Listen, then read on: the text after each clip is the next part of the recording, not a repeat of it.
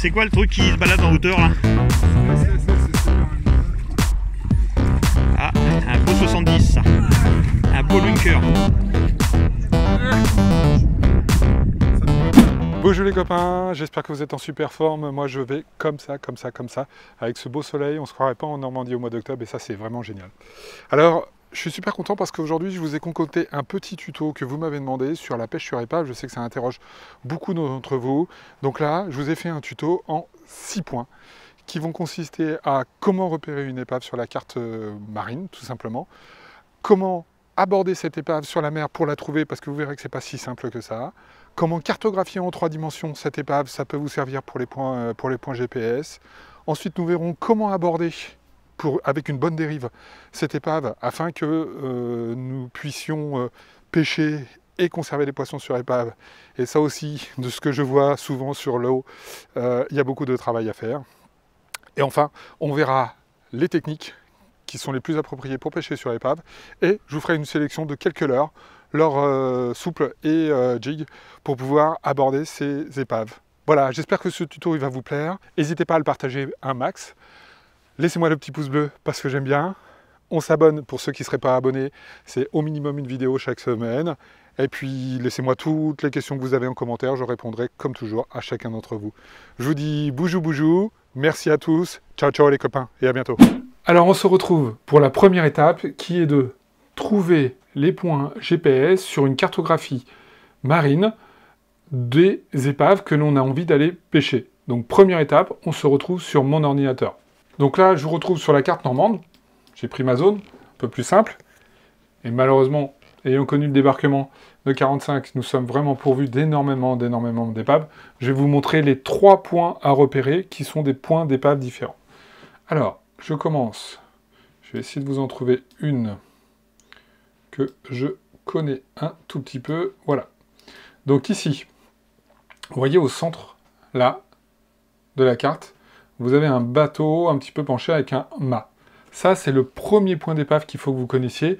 C'est une épave qui se découvre à marée basse. Attention, les cartographies sont toujours faites sur le point le plus bas, donc sur les très grandes marées. Il se peut que cette épave ne découvre que très rarement, mais sachez qu'elle est là, qu'elle est présente et qu'elle se découvre. C'est aussi un point qu'il faut connaître quand on navigue en bateau, parce que ça peut être extrêmement dangereux. Ce n'est pas la première épave que je vais rechercher pour la pêche. On se dirige un petit peu plus au large, on va aller chercher des points un petit peu plus intéressants. Voilà, là on a un point très intéressant. Ici, vous voyez des ronds avec des chiffres et nous marquer WKS. WKS, wreck. Wreck en anglais c'est épave, et le 5,5 veut dire que l'épave culmine à 5,5 mètres. Quand vous voyez que tout autour vous avez des fonds autour de 15, 16, 17, 18 mètres, c'est-à-dire que si elle culmine à 5 mètres, ça veut dire que l'épave là fait à peu près 12 ou 13 mètres de haut. Autant vous dire que pour la pêche là, on est sur des épaves qui peuvent être très intéressantes. Ce sont les premiers points que je vais rechercher, ces points d'épave, avec un petit rond en pointillé et des chiffres à l'intérieur.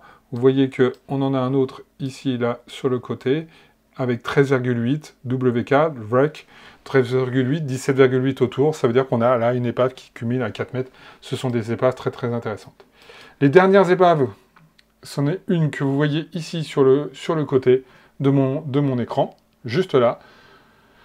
Là, vous avez juste une espèce de croix avec des pointillés autour. Ça veut dire qu'il y a une épave. Elle n'est pas répertoriée en hauteur. Ça veut dire qu'elle est plus ou moins belle. Là, il va falloir aller la prospecter pour savoir si cette épave est vraiment intéressante ou pas. Donc, vous avez là le premier point. Donc, c'est simple. Quand on est sur le site du Chaume, un clic droit de la souris, récupérer les coordonnées de la souris. Et vous voyez que ici, vous avez les coordonnées GPS de cette épave que je vous recommande fortement.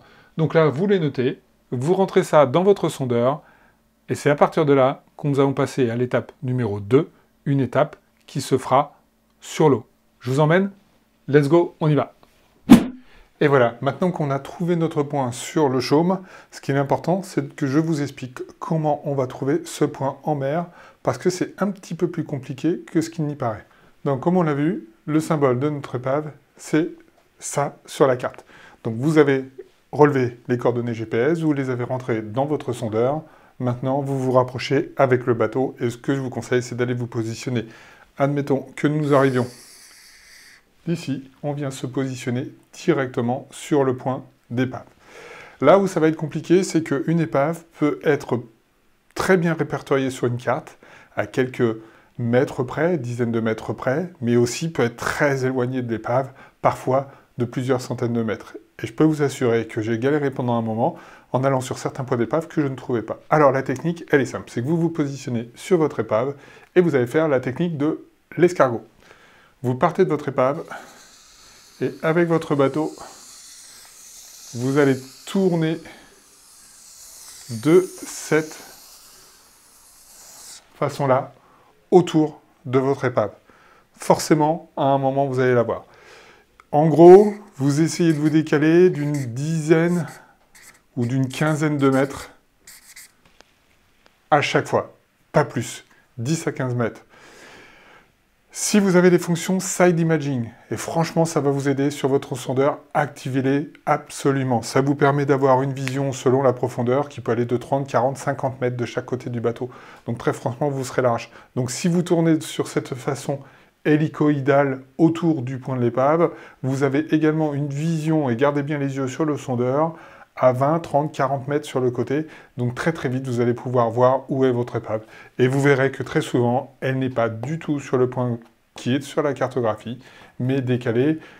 Plus que j'ai vu, c'est 100 à 150 mètres de décalage. Et là, très franchement, elles peuvent être très très très très longues à trouver.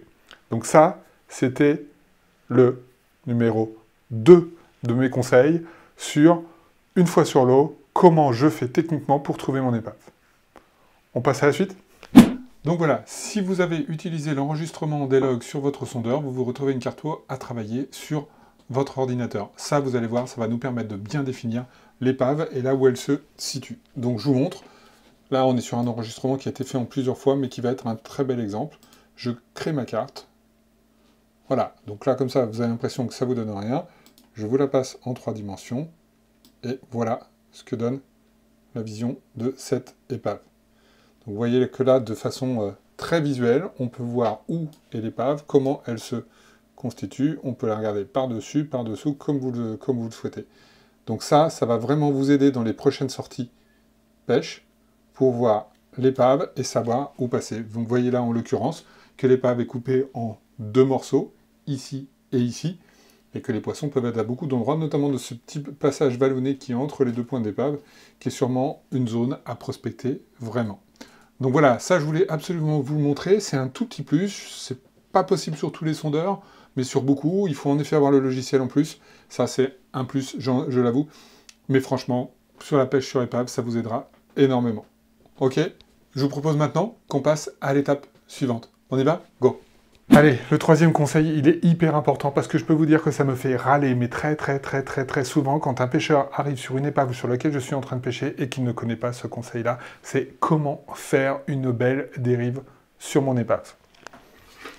Je repositionne l'épave, mon point GPS est ici. Voilà, on va bien le cartographier. Voilà, ça, c'est mon épave sur mon point GPS. Comment je me positionne? Quand j'arrive avec mon bateau, j'arrive d'ici, je vais par exemple m'arrêter là. Ici, je vais arrêter le moteur pour voir exactement comment se passe la dérive. Soit elle va me porter par là, soit elle va me porter par là. Admettons en l'occurrence que la dérive me porte comme ça. Donc, si ma dérive me porte comme ça et que je veux pêcher sur une épave qui est ici, qu'est-ce que je fais? Tout simplement, je vais me positionner ici. Voilà. La distance ici, 50 mètres minimum.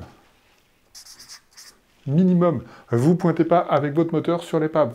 Le bruit que vous allez réaliser avec le moteur va effrayer les poissons. Tous les poissons vont rester sur l'épave, mais vous rentrez dans l'épave, vous n'en prendrez pas un seul. Donc on évite de faire du bruit, et ça c'est valable sur 10 mètres, sur 20 mètres, sur 30 mètres, sur 40 mètres, sur 50 mètres. Au-delà, ça a moins d'importance, mais jusqu'à 50 mètres, prenez vos précautions. Là, tout simplement, qu'est-ce qui va se passer? Eh bien, hop, le courant, j'ai coupé mon moteur, le courant va me faire dériver comme ça, et je vais pouvoir faire un premier passage sur mon épave. Une fois que je suis arrivé tout au bout là, pareil, 50 à 100 mètres, Laissez-vous porter assez loin, surtout que les poissons sont très souvent, non pas sur l'épave, mais autour de l'épave. Et bien ici, je redémarre mon moteur, je fais un écart de pareil 50 à 60 mètres, et je viens de me repositionner, un deuxième point, un petit peu plus bas. Et je vais me laisser à nouveau dériver, jusque là. Je remets mon moteur, je refais ma petite dérive, et je vais me repositionner un petit peu plus haut. Et je vais faire ma petite dérive. Et ainsi de suite. Je me repositionne. Et à chaque fois, j'essaie de me décaler pour essayer de trouver où se situent les poissons. Bien sûr, vous faites tout ça les yeux sur le sondeur pour essayer de trouver le poisson où il est actif. Sachant que le poisson peut très bien être sur votre épave à l'intérieur, c'est là que ça sera le moins évident, on le verra en termes de technique. Il peut être au pied de l'épave, juste avant, ici, ou juste derrière. N'hésitez surtout pas à vous faire une dérive ici et une dérive là, c'est-à-dire bien en dehors de votre épave, parce que les poissons peuvent très bien se trouver dans des zones ici ou dans des zones là. J'ai une de mes épaves très poissonneuses où nous avons fait de superbes pêches, où le poisson se situe toujours à presque 100 mètres de l'épave, dans un creux, léger creux, et souvent le poisson est là-dedans. Donc il ne faut surtout pas hésiter à faire ça. Mais un truc est sûr, je ne passe jamais sur l'épave avec le moteur. Je ne me positionne pas directement sur l'épave avec mon moteur. Je me mets dans le sens de la dérive et je fais des passages sans moteur. Vous ne faites pas de bruit, le poisson est beaucoup moins méfiant, le poisson sera autour de l'épave et viendra beaucoup plus facilement toper vos leurres. Maintenant, les techniques de pêche, je vais vous en présenter 3 qui ne sont pas meilleures les unes que les autres, mais qui vont toutes répondre à des conditions qui vont être différentes. La première, ça va être tout simplement une pêche à gratter. C'est-à-dire que quand je vais avoir mon bateau qui est ici, tout simplement descendre mon leurre avec sa tête tombée sur le fond, et je vais voir une animation qui va être des petits zigzags, comme ça, de temps en temps, des trucs là, voilà. Tout simplement par traction, je tire ma canne vers le haut, avec une canne assez longue, vous aurez beaucoup plus d'amplitude.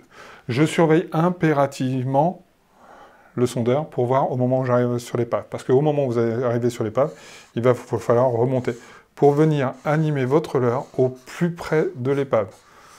On n'oublie pas qu'une épave, c'est un tas de tôle, et qu'un tas de tôle, ça a un inconvénient, c'est que ça croche. Et que certaines épaves sont vraiment des usines à leurre, vous allez en laisser un paquet. Cette animation va vous permettre de taper le poisson, notamment quand le poisson est assez actif et en chasse autour de l'épave, ce qu'on voit assez facilement sur un sondeur. Donc là, on est sur une tactique assez simple, de la traction, on gratte, on est vraiment au ras du fond et tout autour de l'épave, on ne va pas s'éloigner, on va faire des choses assez simples et on va faire les dérives successives de cette façon pour pouvoir attraper du poisson. Donc là, on est plutôt sur du poisson actif. Deuxième solution, je vais reprendre exactement la même chose, mais je vais laisser du mou, ce qui fait que lorsque je vais être mon bateau ici, voilà, juste au-dessus de mon épave, en fait, ma ligne de pêche va être très en retrait ici. J'ai les mêmes animations, mais au moment où le bateau va avoir passé l'épave, en gros, j'aurai mon fil qui sera au ras de l'épave. Là, je vais faire une traction assez rapide pour monter au-dessus de l'épave. Ici, voilà, je vais monter comme ça. Pourquoi? Ça va donner le sentiment d'une fuite de mon leurre, ce qui intrigue toujours le poisson. Et une fois que j'ai remonté quelques mètres au-dessus de l'épave, je redescends et je continue de cette façon. Un gros avantage sur cette technique-là, si vous maîtrisez bien, elle vous empêchera de coincer trop vos leurres dans l'épave, puisque vous voyez qu'on va survoler en fait l'épave, on ne va pas vraiment pêcher directement dessus. Donc ça, c'est la deuxième stratégie qui est assez intéressante. Pareil, plutôt quand le poisson est actif. Et la troisième, vous la connaissez, je l'adore, et elle est spécialement bonne sur le leurre, mais elle marche très bien sur le bar. C'est tout simplement l'ascenseur. Alors l'ascenseur, c'est quoi? C'est que j'ai toujours mon petit bateau qui est ici. Je vais descendre sur le fond. Hop. Je vais faire une couleur, vous allez peut-être mieux voir. Voilà. Donc je descends sur le fond. Je vais faire quelques animations ici. Et quand je vais être vraiment très très proche de l'épave, ici, je vais faire un ascenseur. Un ascenseur, c'est quoi? C'est que je vais mouliner pour faire remonter sur une grosse dizaine de mètres. 10 mètres, 15 mètres, 20 mètres, ça dépend un petit peu des fonds où vous allez être, mais vous allez remonter assez rapidement, pas trop rapidement, mais assez rapidement, et faire un stop ici. Vous stoppez, votre leurre, puisqu'il y a de la dérive, va bouger comme ça. Admettons que la dérive soit dans son sens, dans ce sens-là, bien sûr. Quand je suis ici, je vais refaire un petit départ. Pas aussi long. Je vais remonter de 5 ou 10 mètres maximum. C'est souvent ici que vous allez avoir la touche, et je vais vous expliquer pourquoi. Si vous n'avez pas eu de touche, vous laissez repartir. S'il y a eu un U, vous redescendez tout au fond. Attention, si on est au-dessus de l'épave, on maîtrise bien pour ne pas descendre à l'intérieur de l'épave. Là, je vais dériver en ligne sur le fond, ici, comme ça. Et je recommence. Hop, un petit stop, hop, je remonte et je redescends. Voilà la technique de l'épave, voilà pourquoi on l'appelle l'ascenseur. Vous voyez bien dans le dessin pourquoi ça fait ça. Alors, quelle est l'explication du fait que le poisson va mordre ici? Le poisson, il est ici, c'est souvent du lieu. Il voit votre leurre qui part très vite en l'air. Pour lui, c'est un poisson qui fuit. Un poisson qui fuit, c'est un poisson qu'il faut que j'attrape. Donc je le suis. Quand vous faites un stop ici, il est plutôt en observation. Il faut imaginer la vessie natatoire du poisson. Il est remonté assez rapidement, elle commence à gonfler. À un moment ici, il ne peut plus monter plus haut. S'il monte plus haut, il aura un souci avec sa vessie natatoire, donc lui, il sait naturellement qu'il ne faut pas qu'il y aille. Au moment où vous allez reprendre la montée ici, il se dit « Oulala, mon leurre, ma proie va s'échapper, il faut que je la prenne. » Et c'est souvent là qu'il tape. Donc, on n'oublie pas, on monte, un stop, on arrête, on remonte un petit peu, ça sert à rien d'aller très très haut, et on redescend. Phase très importante, celle-ci. Souvent, on a tendance à ouvrir le pick-up et à laisser le leurre redescendre au fond. On prend le fil entre les doigts et on essaye de maîtriser la descente. Pourquoi? Parce que souvent, le poisson a pu aussi suivre, et c'est au moment où ça va redescendre qu'il va lui taper. Si vous ne maîtrisez pas, si vous n'avez pas une canne suffisamment sensible, vous allez louper cette descente, ce qui serait vraiment dommage. Donc là, voilà la technique de l'ascenseur. Franchement, sur le lieu, c'est juste une tuerie si on a les bons leurres. Voilà, maintenant il me reste à passer à l'étape suivante. Je vous ramène à la maison et je vous montre 3 leurres type pour pêcher sur épave, que ce soit le bar ou que ce soit le lieu. On y va? Go! Et voilà, donc on a vu les techniques de pêche. Maintenant, je vais vous montrer les leurres à privilégier que je vais répartir entre 3 catégories. D'un côté, les leurres souples, et dans les leurres souples, je vais voir 2 sous-catégories, le shad et le leurre finesse, et d'un autre côté, des leurres durs, type jig, avec plusieurs sortes de jig. Donc voilà ce que moi, je vous préconise. Premier élément, un shad. Avoir un shad avec soi. J'en profite pour vous en montrer qui sont des nouveautés 2019 de chez Delaland. Voilà 2 leurres que je vais privilégier, le Speed Factor et un Swat Shad. Donc Swat Shad avec des nouvelles coloris qui sont juste immenses. Donc le shad, il est hyper important. Sur toutes les techniques que je vous ai montrées, vous pouvez utiliser le shad, quel que soit le shad que vous allez utiliser. N'hésitez pas, et là le Speed Factor, franchement pour moi, est vraiment un leurre qui est tout à fait adéquat, parce qu'il a une énorme paddle, et il vous permet de créer beaucoup de vibrations, et n'hésitez pas à avoir beaucoup de vibrations, et n'hésitez pas, surtout en fin de saison, et là on est en fin de saison, à utiliser de très gros shad pour avoir de vraies belles grosses bouchées à manger. Les poissons, que ce soit le lieu, que ce soit le bar, vont adorer. Je reviendrai sur les coloris après. Donc leurre numéro 1, le shad, quel que soit le shad, plutôt à grosse vibration et plutôt de belles dimensions. Ce que j'appelle des dimensions, c'est, n'hésitez pas, 13, 15, voire 18. C'est vraiment des leurres qui marchent très très bien quand les poissons sont en train de se nourrir en fin de saison.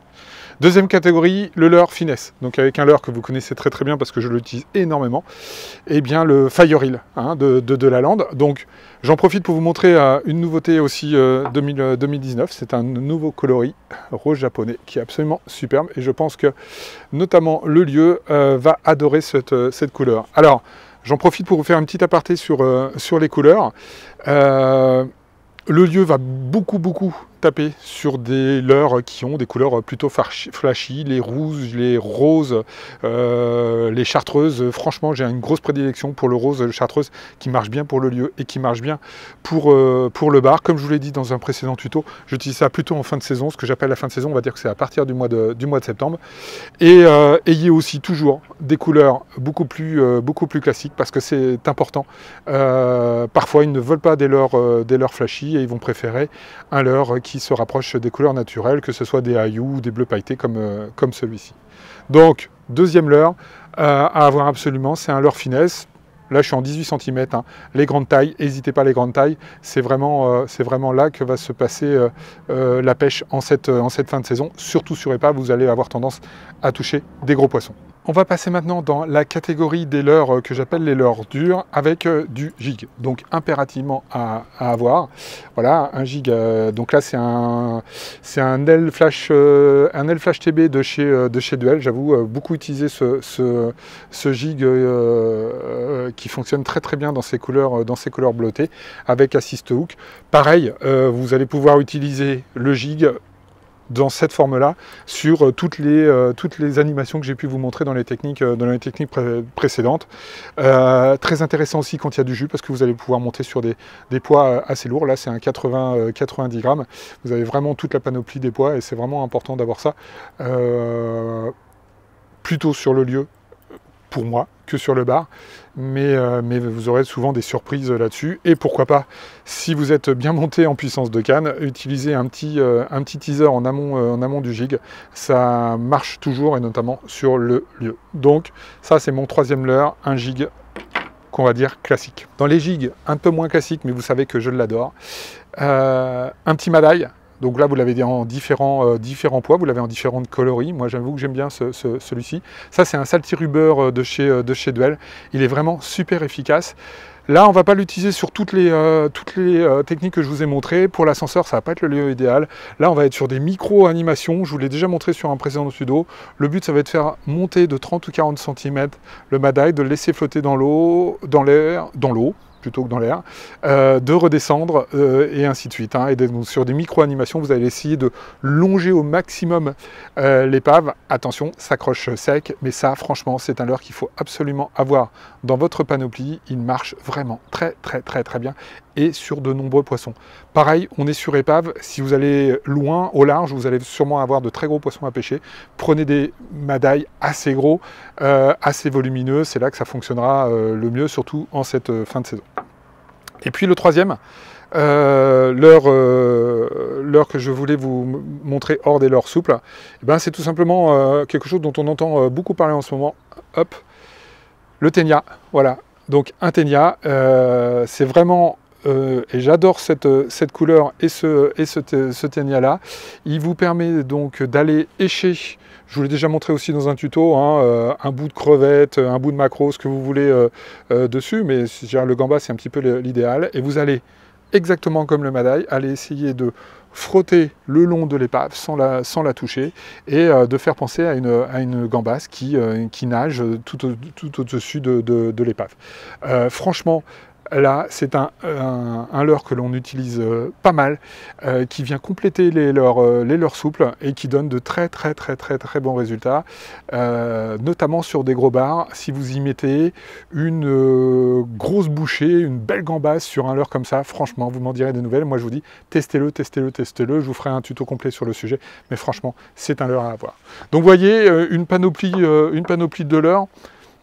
Allez, avec 3 ou 4 typologies de leurres, essayez d'avoir toujours une couleur flashy et une couleur plutôt naturelle, et vous serez totalement équipé sur les épaves. Surveillez bien la profondeur. Là, j'ai un petit peu de mal à vous guider par rapport à la tête plombée que vous allez utiliser, mais tout dépendra de la profondeur. Et plus on va être sur des pêches profondes, et plus il faut descendre lourd, plus on sera sur des pêches profondes. Je pense à des pêches au-delà de 60-80 mètres de fond, et plus on ira sur des leurres métalliques comme le jig, comme les Madailles ou les ténias. Voilà, c'était le tuto que j'avais envie de vous faire aujourd'hui sur cette pêche sur épave. Alors j'espère que ce tuto vous a plu, j'espère avoir couvert toutes la panoplie de ce qu'il faut savoir pour pêcher sur épave. Vous savez, vous le voyez dans les vidéos, qu'en Normandie, on pêche beaucoup sur les épaves, parce qu'il y en a énormément. Vous savez aussi que maintenant, on s'est attaqué la haute mer, et la haute mer sur épave, c'est vraiment quelque chose d'assez extraordinaire à pêcher, avec de très beaux poissons qui seront à faire toute la fin de saison et même au cœur de l'hiver. En tout cas, s'il reste des questions, la petite zone commentaire, elle est en dessous, elle est faite pour ça. Posez-moi toutes vos questions, je répondrai à chacun d'entre vous. Je vous pousse à partager cette vidéo au maximum, ça peut aider un maximum de pêcheurs. En tout cas, moi, j'aurais aimé trouver ce type de vidéo quand j'ai commencé la pêche sur épave. Ici, vous avez un petit lien pour vous abonner si vous n'êtes pas abonné à la chaîne avec une vidéo chaque semaine. Et il me reste à vous dire, bonjour les copains, à très bientôt pour d'autres vidéos. Bonjour les copains, et à très bientôt.